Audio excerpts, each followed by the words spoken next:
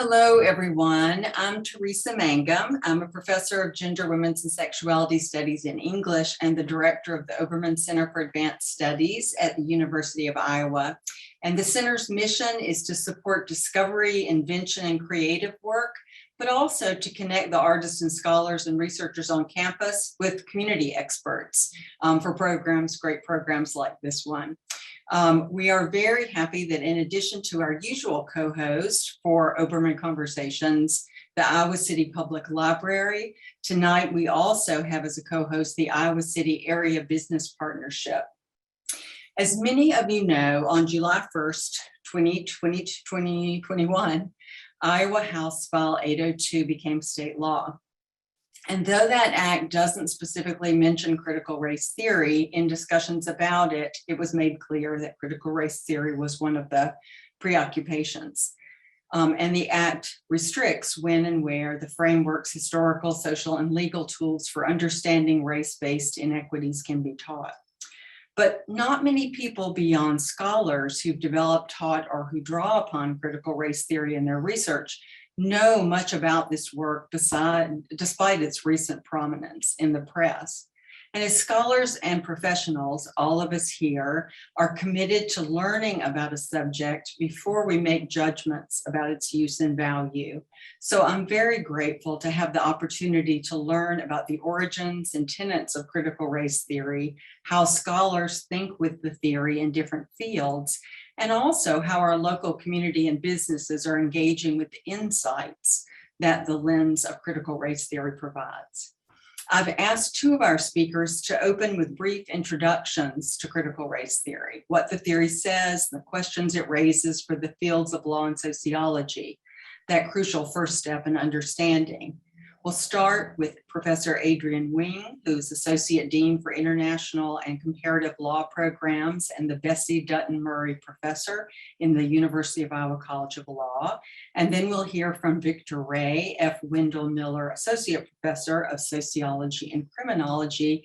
And then our third guest, who I'm delighted to have here, Jennifer Banta, is the Vice President of Community Engagement and Advocacy for the Iowa City Area Business Partnership. And with her, we'll shift into a conversation.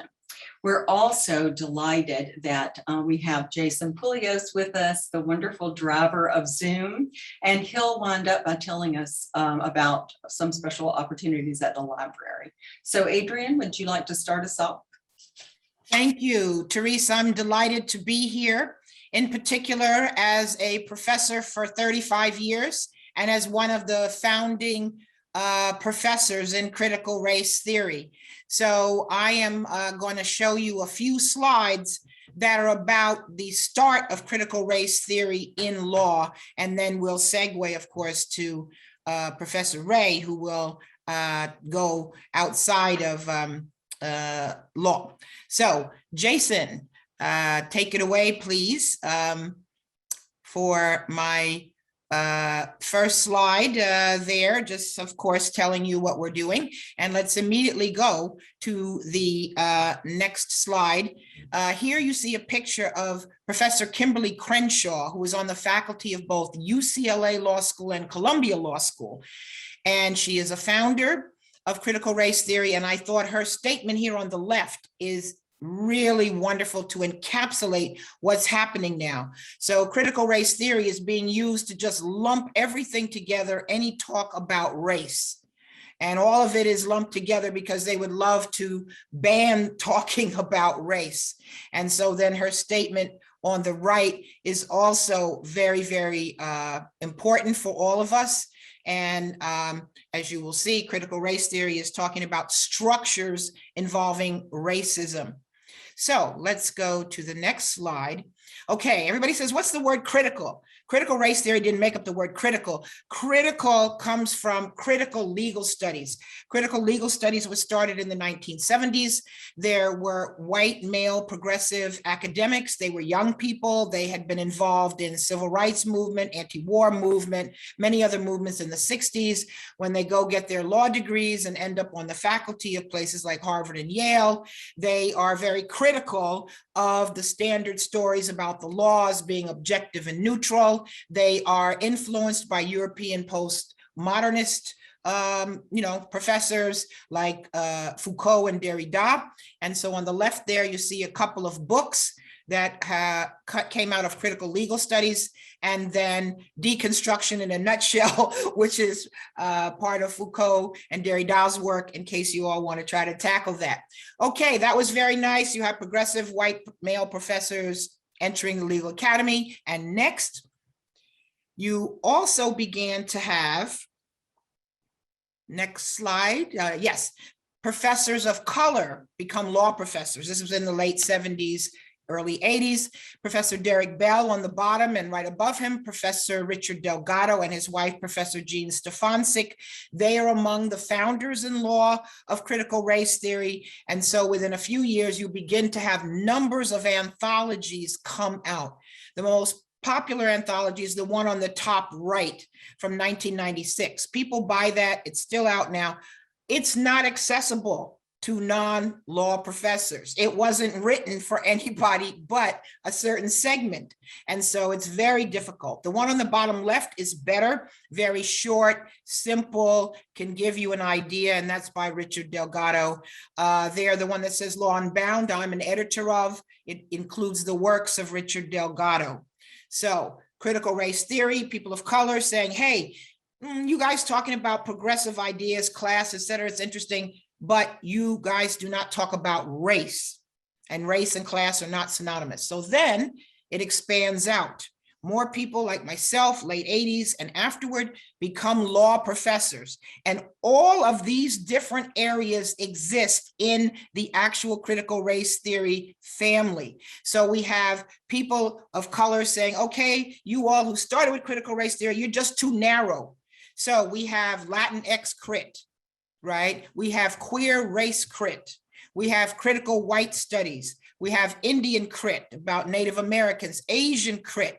We have empirical crit. We have disability crit. We have South Asian crit. We have critical race masculinities. And what you're seeing here are some of the names here right above, who are the people, some of the people involved in writing.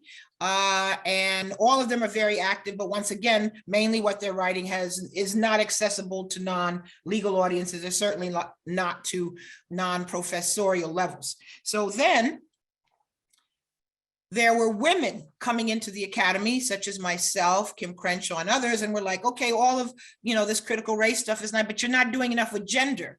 And meanwhile, feminist jurisprudence started, and that was white women, and they weren't dealing with race. So something that we call critical race feminism has developed, and I am the editor of that reader right in the middle called Critical Race Feminism, and it talks about women of color, how they face discrimination on the basis of race, gender, and some of those other identities that you see there.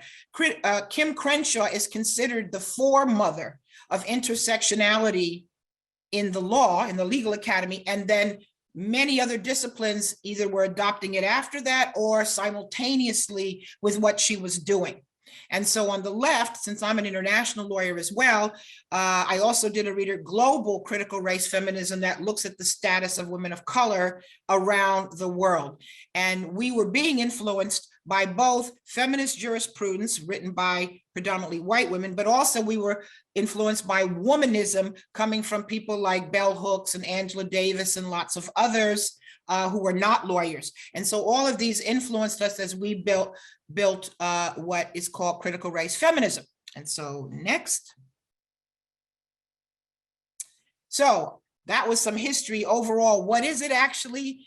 As I said, it's talking about power structures. It's talking about institutional racism, not just individual racism. And these structures are built on white privileging and supremacy, etc. And this kind of cartoon is very famous, and it lets you have an idea about what we're doing. So I will stop here for my introductory remarks, and back to Teresa.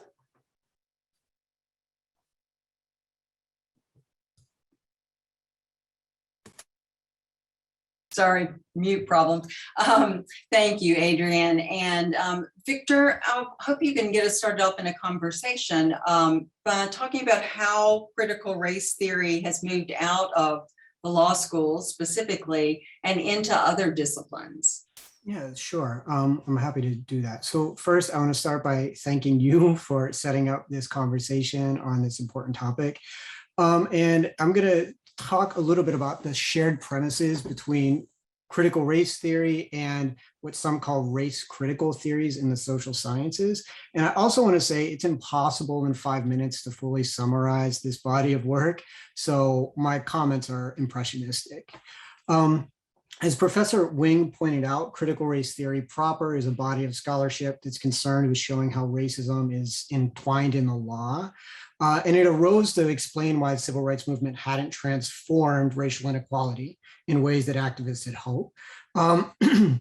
Excuse me. And so this group of scholars, yes, they were legal scholars, but they turned to the Black radical tradition in many cases and drew on folks like W.E.B. Du Bois, who was the first Black PhD from Harvard, Ida B. Wells, who was a pioneering Black activist and writer who wrote about lynching in the South, and Dr. King, who was a sociology major and also a major civil rights movement, right? And they used the work of these folks to critique formal neutrality in the law.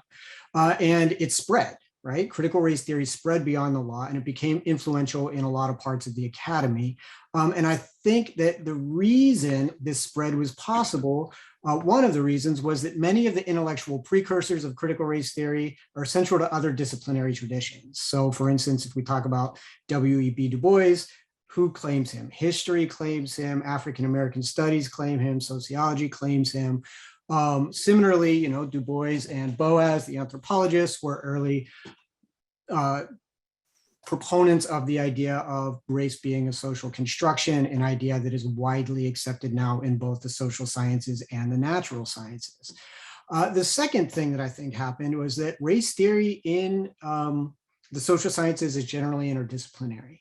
So there's a lot of fields that examine race and racism, and they share a lot of basic assumptions. What critical race theory did was formalize in some cases, in other cases, borrow some of these shared ideas, like structural racism. And then because they formalized it, it was easy then to take the formalized definitions and apply them across other fields, right? But I think it's important to note that many of the ideas attributed to critical race theory are just honesty about America's longstanding race problems. So for instance, in the current sort of panic around critical race theory, there's been, people have accused historians of being critical race theorists. But I think if you look at a historian who studies urban development and a sociologist who studies contemporary patterns of segregation, they're both going to say that segregation and racial inequality is a structural feature of cities. And that's not because they're critical race theorists, that's because they're honest. And the evidence shows them that this is a basic fact about American cities, right? Similarly, critical race theory has been really influential in areas like education, showing the unequal distribution of resources or the resegregation of schools. And I would say, scholars in education and sociologists of education who don't consider themselves critical race theorists would also come to similar conclusions. I think that we aren't surprised when physicists find that gravity makes things fall. I don't think we should be surprised when sociologists or historians or anthropologists come to similar conclusions about how racial inequality works in the United States. They come to similar conclusions because they make sense. I also think a lot of scholars of racial inequality don't consider themselves critical race theorists, and they haven't actually read the foundational literature. So I went to graduate school for sociology, and I was assigned maybe 4 or 5 authors who considered themselves critical race theorists out of literally hundreds of articles and books. Nonetheless, a lot of the findings in fields like sociology are consistent with claims from critical race theory. And so, for instance, another one that we haven't discussed yet is the idea of narrative, right? And the stories of people of color being very important for understanding how racial inequality works. And sociologists have found that people of color have a much more sophisticated understanding of racial inequality than white folks on average. And I just want to say the folks who are sort of sponsoring these laws, by their own admission, aren't familiar with the scholarship on critical race theory, right? They chose to target critical race theory because they assumed, and I think somewhat correctly, that some folks would find it scary. And they've grouped a ton of unrelated ideas under the rubric of critical race theory. And I think, yeah, maybe I'll just stop there and we can move into a conversation. And just for those who are not at all familiar with critical race theory, I'm thinking from a feminist lens of analogous shifts in thinking that have taken place. And I would just say for the audience, and you all correct me if you would see this differently, but one of the key concepts you've heard our first two speakers talk about is structural racism. And most people tend to think of racism in a very individual way, how I treat other people, what I think about other people. And I think part of what's so important about critical race theory is the way that it removes or doesn't remove that responsibility from individuals, but it shows us how built into the legal system, the educational system, are structures that benefit white people, usually wealthier people, that you have to actively identify and resist. And that's in order to change and move toward a more equitable society. And I think that's one of the big misunderstandings on the part of many when they hear critical race theory, is that attachment to individualism as the only category of significance. So I just wanted to toss that in. And that's actually maybe a good segue to Jennifer. And Jennifer, I was so intrigued when we met earlier by the ways that you're thinking about the business community, which can feel far from a classroom where theory is being discussed. But what bearing do these conversations have on Iowa City businesses? Well, absolutely. And thank you so much for inviting me to participate in this amazing conversation, because it is incredibly important. One of the things I was just reflecting on as Adrian was speaking was just how important this structure of racism is, and how we need to break that in within our institutions. And our institutions include businesses, those institutions that make products for you that you use, the way that they produce those products, and who they're hiring to produce those products, right? So when I was listening, I immediately thought of the banking industry. And over the course of the last 18 months or so, the conversation of diversity, equity, and inclusion is something that we are all talking about across industries, but especially within banking. When we were in the midst of the pandemic, the SBA announced the PPP loans, and it was such a lifeline to so many small businesses. But after those PPP loans were distributed and the data came back, we saw that people of color, business owners led by people of color, did not have access to those funds. And there were a lot of different reasons why. But I think our banking community really took a step back and said, wow, this underserved group in our community, we really need to start developing products. We need to start developing relationships. We need to start hiring people who speak that language. And we need to really update our practices. So a lot of the amazing work that you all are doing at the university to study this, we are consuming that information. We're taking data all the time and translating that into action. And I also wanted to talk a little bit about hiring practices. You know, I've been in the workforce for a very long time, and I remember being the only female in a very white male dominated organization and feeling very, very lonely in that position. Our conversations now, when we talk about hiring minorities, don't just involve, we want to check a box we want more minorities in the workforce. We're finding that our businesses are really trying to address getting minorities into the workplace, but then also addressing their needs. So I'm not sure if everyone is familiar with an employee resource groups. They're similar to the affinity groups back in the 60s, but employee resource groups are folks that have commonalities that can get together within the workplace and discuss some of the challenges that they're facing.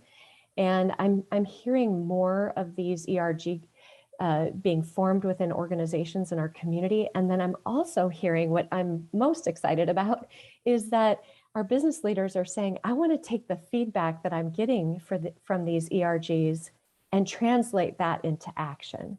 How can I make my workplace more hospitable to a diverse population? And we all know that our employers are critical to opening up that middle class to more people, right?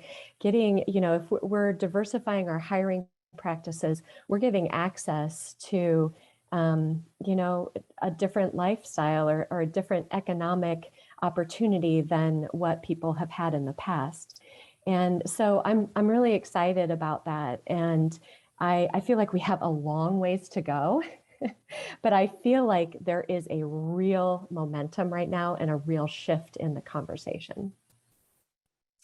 Thank you, Jennifer. And that actually leads to another question that I'd love for all of you to talk about. And that is concrete examples that would help people see the work that critical race theory can do to help explain how those structures exist, work unjustly. I wonder, Adrienne, do you have an example in mind? There's so many examples, but let's just look at Jennifer coming from the business community. So rather than it be, oh, I wanted to open a business and I'm a Black person and oh, it didn't work. Okay. So that would be a very individualistic approach instead of, as she was alluding to, there are structures, there is history of exclusion, deliberate exclusion, all the way up to the present with the most modern attempts. And so only if you first identify the problem, okay, if the problem is structural, that we don't have enough Blacks going into business, either their own businesses or in the hierarchy of Fortune 500. So then you draft a solution for the problem. So in other words, racism is a cancer. If racism is a cancer and not just a mosquito bite, a Band-Aid to name Adrienne Wing to be the CEO of whatever, that's not going to do it. Racism needs chemotherapy, surgery, holistic methods. In other words, giant structural, programs that would dig from many directions in deep ways over the long term to help fight the problem. And unfortunately, we too often act like, oh, since there's this individual problem, then we can just have an individual solution if we let a few more of those people into the business world, and that's not going to do it. And I salute the business world because they realized a long time ago, diversity is good for business. They have to have diverse workforces and leadership to sell all of their products. And so they've been, no matter Republican or Democrat, they have said we have to have a diverse workforce for 21st century, not only America, but for global business. I'm going to say two quick things here. So one is, I think when there's a whole bunch of ways to think about social structures. I think of it as in terms of ideas about race connected to resources. And that can be on a very small level, or that can be at the level of a city, right? So if we think on a very small level, there's research, for instance, showing that if you send resumes that are identical out to 5,000 businesses, there's some economists who have done this, and they changed the name. Half of the resumes had Jamal, half of the resumes had Bob.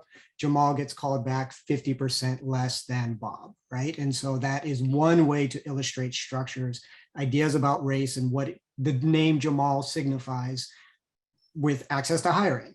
The other way to think about it is segregation in schools, segregation in housing, and how that structures where we live, what food we have access to, our ability to be exposed to or escape from certain environmental toxins. So, you know, when we think about structures, oftentimes people think about it as sort of a macro level, but I want us to think about it in ways that people actually reproduce those things, right? Because a lot of times when people talk about structures, they're like, it's structural, I'm not responsible. It's like, well, if you're distributing resources or you're hiring, then maybe you have a part in this, right? There's something you can do. The second thing I would say about solutions is a lot of solutions that we know work they're opposed precisely because they work, not because they don't work, right? And so a lot of times when people are like, how do we solve structural racism? There's this assumption that like we're all on the same page. Well, some people like it, right? Some people are into it. They realize they get benefits from that. And so, for instance, we know that affirmative action helped open up workplaces. And so there's been a 40-year-long assault on affirmative action in schools and in workplaces. We know that the desegregation of public schools helped close the test score gap. And so you see folks pushing to have schools resegregated, or folks, you know, moving to the suburbs so they can go to all white schools. So I think sometimes the problem is, yes, we need to think about solutions, but the solutions are often political, not necessarily technocratic. And you also make me think about history, Victor, because in focusing on solutions, people are often not thinking historically about how we arrived at in particular power arrangements of the kind you were just describing. How does critical race theory negotiate with history? Would you like me to go first for that? Yeah, I mean, history is within every field. You can't understand anything if you don't understand history as to how we got to this point, right? So World War II, veterans, you know, white men were given those benefits, the Black ones weren't.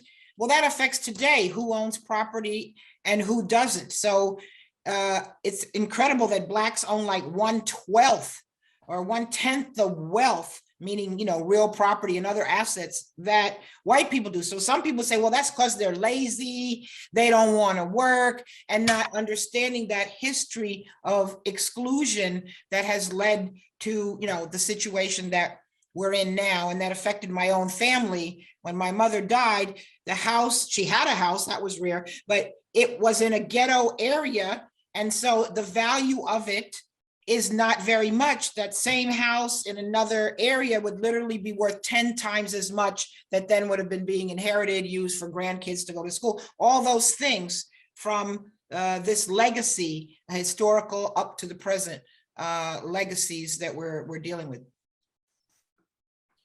I would just say I absolutely agree. And, you know, I haven't thought about it this way, but in response to your question, I was like, critical race theory is actually a theory of history, right? In the sense that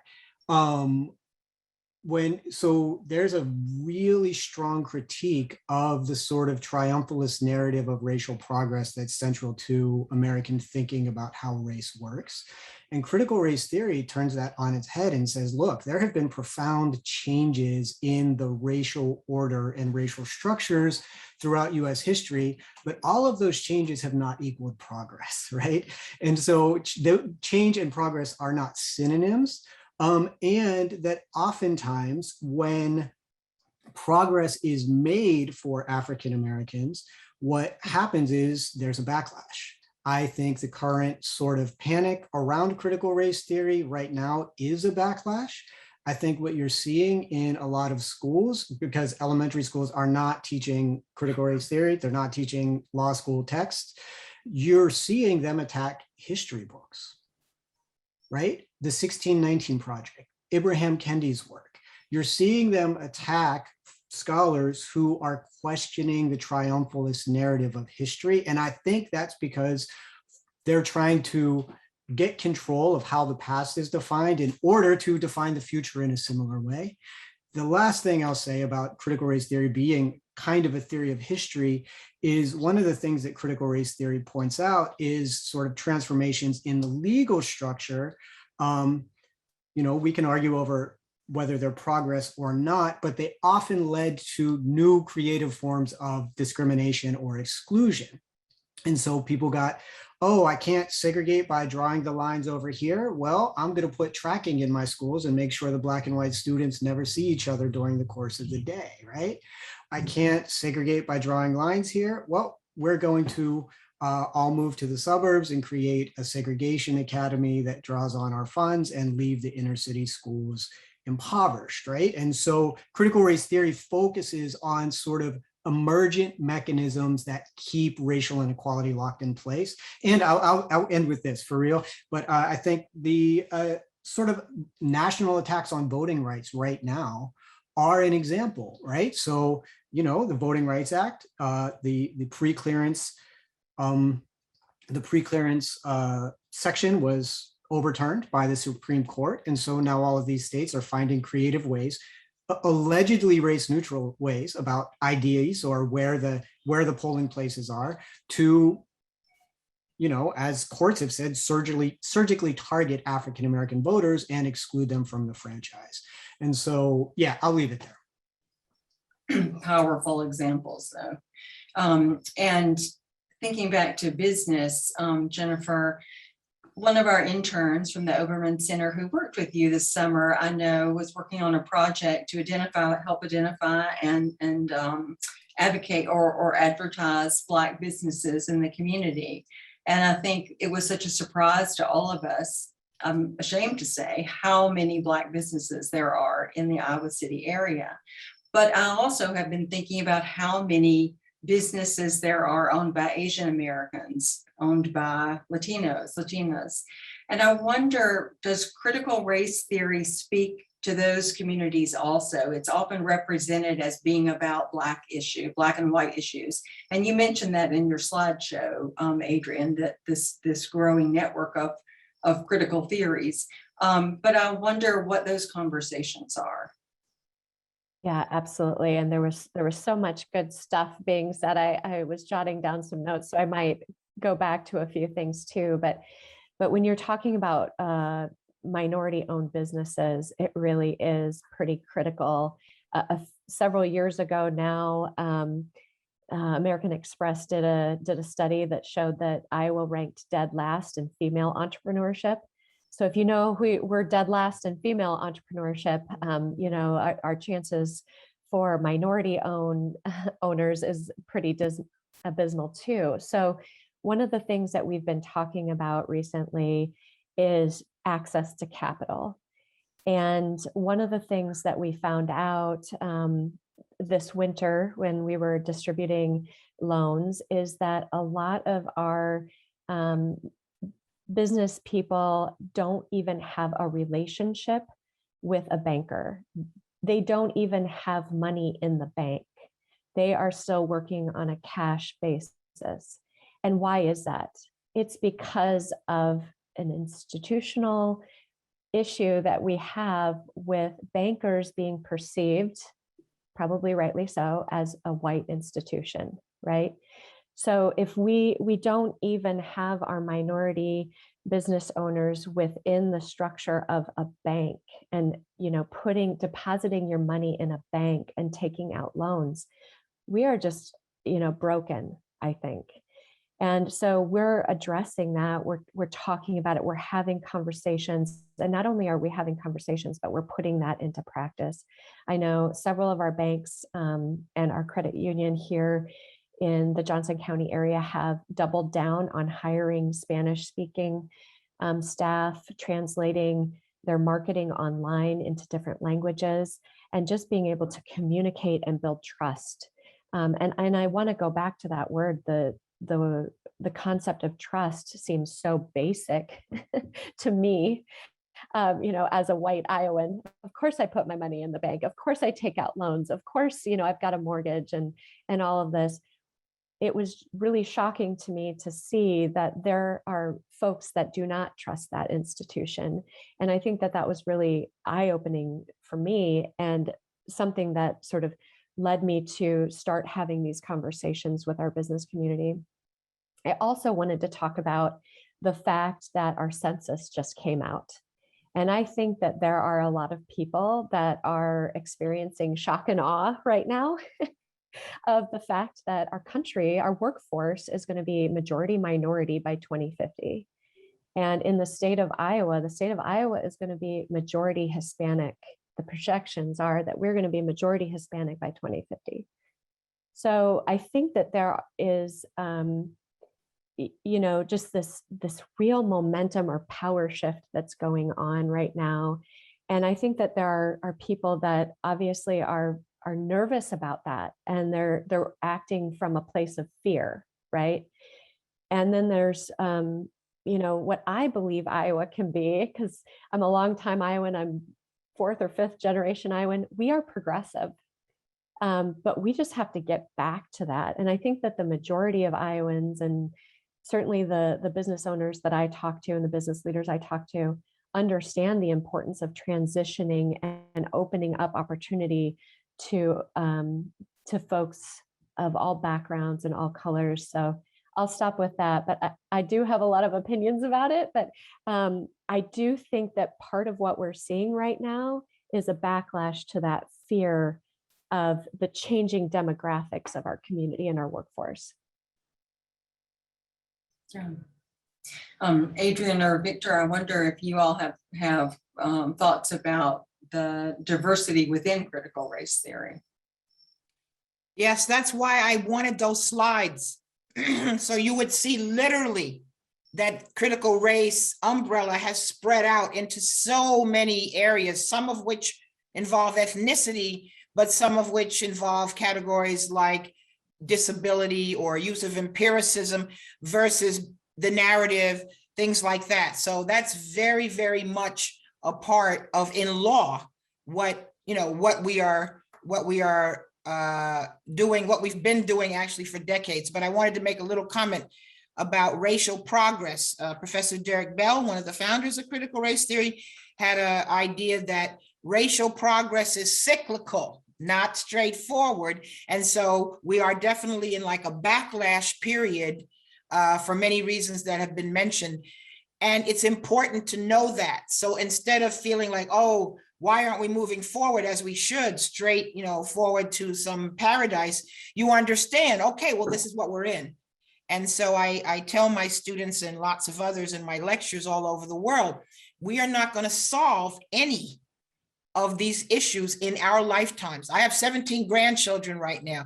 We're not going to solve them in their lifetime, but it is the nature of struggle that is what is important and what we will each be involved in throughout our lives at different phases with different people. So I think that's important to not become literally suicidal and some people homicidal if they just feel like there's no hope, we can't fix this. It's not a quick fix. That's why it's not the Band-Aid, okay, now we're done. Can I add something very quickly there? Sure. A lot of times, I want to agree with what Professor Wing is saying again, and a lot of times that perspective that she just introduced is seen as pessimistic, right? And so critical race theory gets called pessimistic, or says like, why aren't you all more hopeful? And I think looking for quick solutions denies how serious and how long these problems have been with us. And it denies almost the structural nature of them, right? And so I think, it can be discouraging to be like, there's not a quick fix for this. But when I hear people say, how do we fix it? I'm often like, it's been with us for more than 400 years. So you tell me, because this is a really, like, taking it seriously is, the magnitude of it, right? Is like trying to understand and grasp the magnitude of it. I'm looking at our question and answer, and I welcome people to submit questions using the Q&A function. And one of the questions from Jennifer Ho, a colleague out in Colorado who works on Asian ethnic studies, race studies, but Asian American studies especially, asks, given how coordinated the attacks on critical race theory are, how can proponents of CRT/ethnic studies and anti-racism respond? Should or can we try to mount a political force to respond to politically partisan attacks? How does one do this effectively? And expresses how exhausting it has been for her at as you were saying earlier, Adrian, just giving lecture after lecture and workshop after workshop. But I wonder what your thoughts are about strategies, collective, at the university, outside the university, for addressing this mounting kind of campaign against sometimes critical race theory, which seems to stand in for many other issues. Okay, once again, that gets to the nature of the problem, right? It's a cancer. You don't just say, oh, I'll just do this one thing, right? You have to bombard it. So yes, there will be some scholars who will speak as scholars and do books for scholars. There will be people who will be public intellectuals. There will be people who are in the political sectors, the business sectors, educational sectors. It has to come from many ways. It isn't just on, critical race theory scholars to think they could solve all of these problems.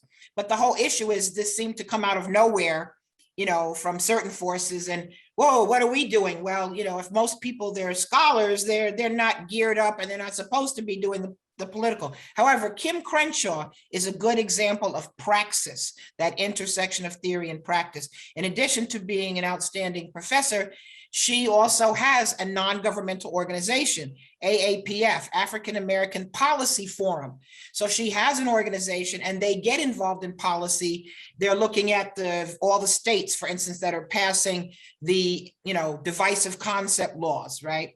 And so she's has the slogan, say her name, because they focus very much on what happens to women of color. So she has an entity, while she's still also a scholar, getting into how we can help contribute to the solutions. And they've got videos and suggestions. And so it's all of us doing every little thing that we can, working in concert and in coalition.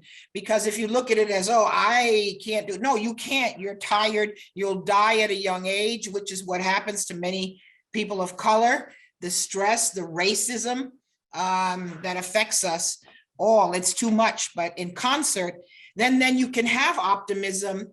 And I have it because I'm a professor, right? And I have generations of students and I have all these children and I have grandchildren. And so we have to be optimistic for them and to engage them, because they're going to go further than what we who are here now have done. And they will have, challenges equal or maybe more than what we have now. And so even though it sounds all pessimistic, you have to have the optimism and have faith in those coming with us and after us. Thank you, Adrian. And, we haven't really talked about whiteness as part of this conversation, which of course is a critical component of race theory, partly because white people tend to forget that whiteness is its own racial category if we are talking about racial categories. And I know that there are many people who are very, who see themselves as anti-racist and want to support anti-racist movement and worry that their whiteness is an obstacle, not knowing exactly what their what the appropriate role is. And I wonder, in critical race theory, where whiteness and white allies can be part of critical race theory. Victor, did you want to start on it? I mean, I can start on this. I think it's interesting because if you read folks like Kimberly Crenshaw or, the original book that outlines sort of how critical race theory came about, white people and white scholars have been part of critical race theory from the very beginning, right? And I think, folks like I'm going to look here.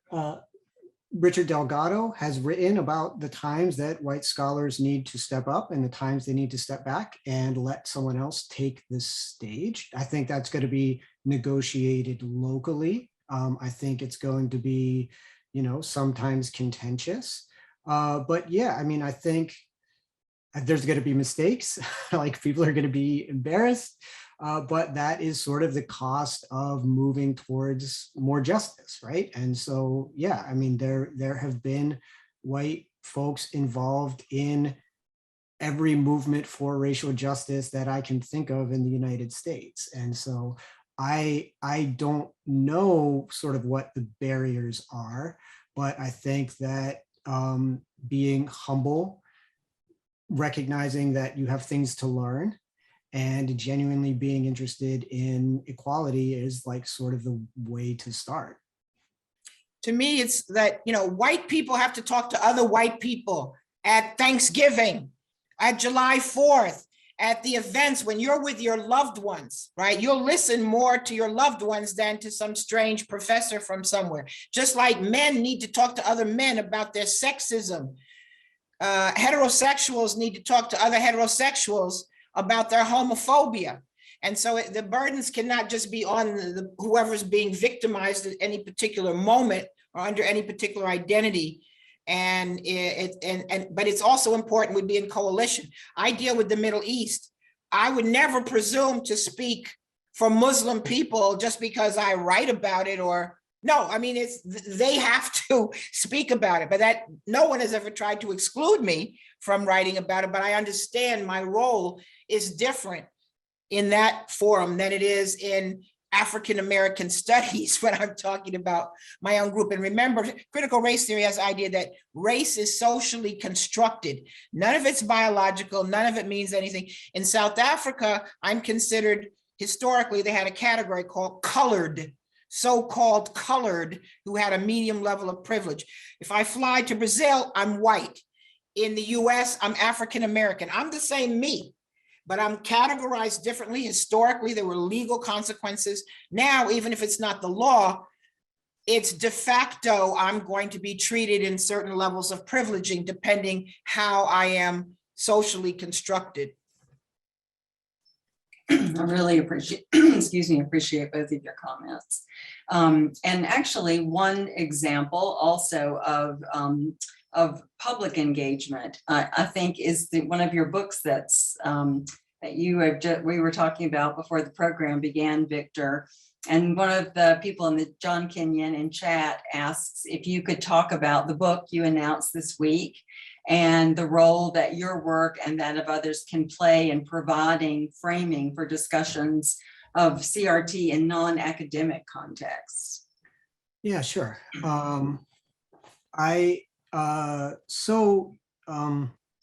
Critical race theory has always been sort of scholar activist and engaged in public conversations. And this week announced a book that I'm writing with Penguin on critical race theory. It is going to be a short, punchy book, sort of talking about main ideas in critical race theory, like whiteness as privilege, intersectionality, structural racism, sort of a critical race theory 101, the kind that I teach at the University of Iowa, right? It's sort of pitched at an interested and curious reader who's reading in good faith. I would say, as far as framing, I think this is difficult because so much misinformation has been spread. So I can tell you what my strategy is I don't engage in bad faith arguments. I don't have time to argue with people who are not interested in doing the reading, aren't interested in doing the history, and have a political goal that I see as deeply harmful. So I am not trying to refute those arguments. My goal is to present critical race theory on terms that scholars and practitioners understand in accessible language that you can read in 2 sittings. And while we're talking about books, I'll pull Jason Polios, our partner at the public library, into the conversation. Jason, do you want to talk about the resources and programs at the public library that are coming up? Yeah, that would be great. I'm going to put some links here in the chat for everyone so that I don't have to copy paste as I chat with y'all. Start by just saying thank you to all of the panelists here tonight for the insight and starting this community conversation about this topic that's hitting Iowa, but as we saw yesterday, Wisconsin sort of doing the same, and state after state example coming forward. So tying into that is we're in the midst of what in the library world, we celebrate Banned Book Week this week. So ending October 2nd couldn't be more timely for this conversation as well. These are traditionally banned/challenged items, usually happening in schools or in libraries across the world. In our case in America, it would most likely happen at a school board level or library board level. And in the list that I put on the companion list for tonight's talk in the chat there, you'll see a couple of examples even from that list showing up in recent news articles, Vanguard being one, a well-celebrated book from last year highlighting the history of Black women's importance in the voting movements. And that book particularly being challenged in Louisiana over this last year. What was supposed to be a celebration of the voting rights through a grant, and with the author coming in, and it ended up in chaos and sort of disarray. So these kinds of books are showing up though in the top most challenged items in the nation this year.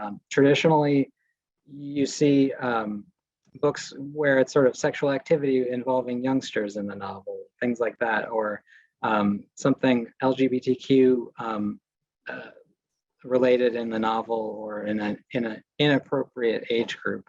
And this year we're seeing a lot more challenges to books teaching young people about American history and how that's meant to make people feel bad about themselves in some way, and therefore not something appropriate for that audience. You know, a child shouldn't need to read about how Rosa Parks was treated. So these kinds of things are showing up in challenges across the nation. So I encourage you to come into the library and read some of these challenged books. The other thing I'd like to draw attention to are these 3 community events that are listed, the links in the chat there as well.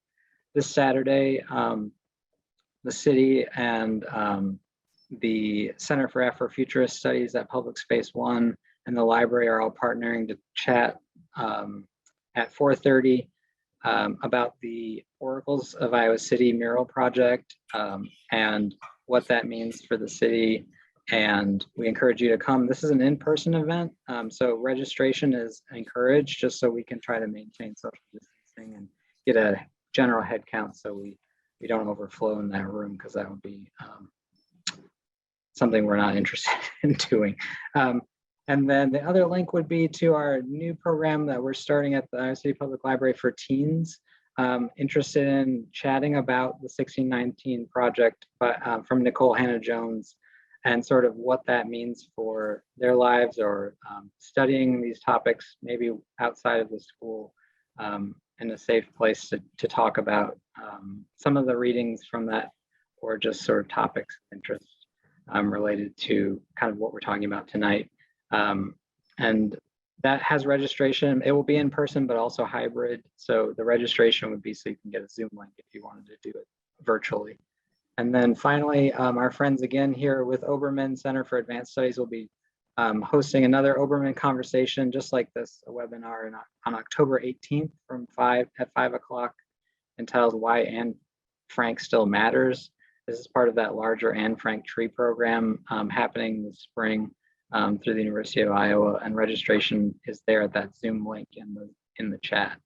And I just want to again, oh yeah, Teresa. Oh, Jason, I'm sorry to interrupt. I was just going to say, I also wanted to add my thanks to all the panelists. But I also wanted to make sure that people took away with them. Every one of you mentioned the word hope at some point in your comments. And one of the great, excuse me, I'm so sorry. One of the great things about being a scholar or any person interested in learning is that as long as you're willing to learn, there is hope. There is hope for change. There is hope to make a difference personally and collectively. So I just want to thank our speakers, not only for a really informative session, but one that's leaving me with a lot of hope. So thank you all for joining us, and good night.